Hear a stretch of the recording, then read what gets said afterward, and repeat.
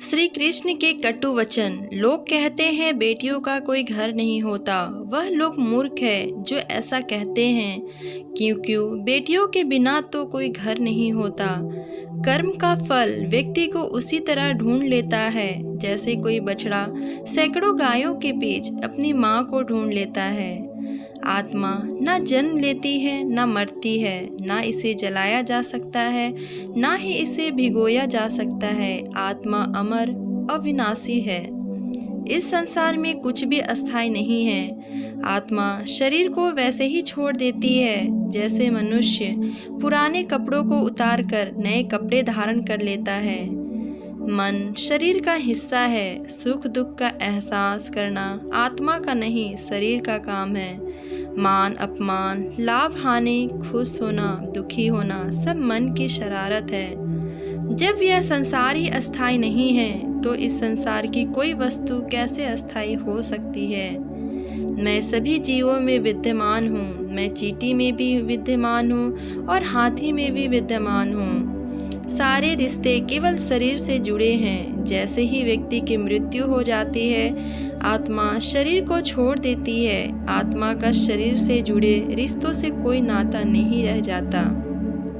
मेरी भी कई जन्म हो चुकी है, तुम्हारी भी कई जन्म हो चुके हैं। ना तो मेरा आखिरी जन्म है और ना यह तुम्हारा आखिरी जन्म है। वर्तमान परिस्थिति में जो तुम्हारा कर्तव्य है वही तुम्हारा धर्म है। धर्म व्यक्तिगत होता है। मैं किसी के भाग्य का निर्माण नहीं करता, ना ही किसी के कर्म फल में दखल देता हूँ। व्यक्ति या जीव का कर्म ही उसके भाग्य का निर्माता होता है। क्रोध इंसान का सबसे बड़ा शत्रु होता है। क्रोध आने पर इंसान की सोचने समझने की शक्ति खत्म हो जाती है। उस व्यक्ति को पतन में ज़्यादा समय नहीं लगता। व्यक्ति कर्म करने से कभी छुटकारा नहीं पा सकता। इसलिए तुम्हें हमेशा कर्म करते रहना चाहिए, क्योंकि कर्म के बिना तुम्हारे शरीर का निर्वाह भी नहीं हो सकता।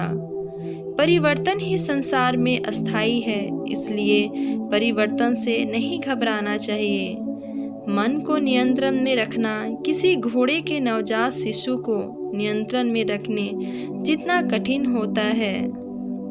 गीता में श्री कृष्ण ने दुख को व्यक्ति का सर्वश्रेष्ठ मित्र बताया है, क्योंकि यह दुख आपके ईश्वर की खोज करवाता है। हर मनुष्य के जीवन में नकारात्मक विचारों का आना निश्चित होता है, परंतु यह मनुष्य पर निर्भर करता है कि वो उन विचारों को कितना महत्व देता है। गीता के अनुसार सबसे समझदार और स्थिर बुद्धि वाला व्यक्ति वही है जो सफलता मिलने पर अहंकार में नहीं आता और विफलता में गम में नहीं डूब जाता। श्री कृष्ण कहते हैं कि केवल डरपोक और कमजोर ही चीज़ों को भाग्य पर छोड़ते हैं, लेकिन जो मजबूत और खुद पर भरोसा करने वाले होते हैं वे कभी भी नियत या भाग्य पर निर्भर नहीं करते रहते। सिर्फ दिखावे के लिए अच्छा मत बनो। वो परमात्मा आपको बाहर से नहीं बल्कि भीतर से भी जानता है। दोस्तों, उम्मीद करती हूँ ये वीडियो अच्छी लगी होगी। अच्छी लगी हो तो कमेंट में ज़रूर बताएं और मेरे इस चैनल को सब्सक्राइब करना ना भूलें। वीडियो को देखने के लिए आप सभी का धन्यवाद।